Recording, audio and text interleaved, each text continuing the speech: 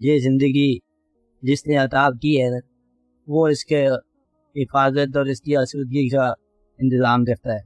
اپنی زندگی میں ہم کبھی کبھی محسوس کرتے ہیں کہ ہم اپنی زندگی میں خود آئندہ بھی میری زندگی میری مرضی کے مطابق، اس کی زندگی اس کی مرضی کے مطابق نہیں ہے۔ اپنی کوششیں جو ہے نا اپنے مطلب کو حاصل نہیں ہونے دیتی، تو مطلب یہ ہوا کہ پھر کس کی مرضی ہو؟ کوئی طاقت ہے نا ہمارے علاوہ، اس طاقت کو جب آپ دور تک دریافت کرو گے تو وہی طاقت ہے زندگی دینے والی۔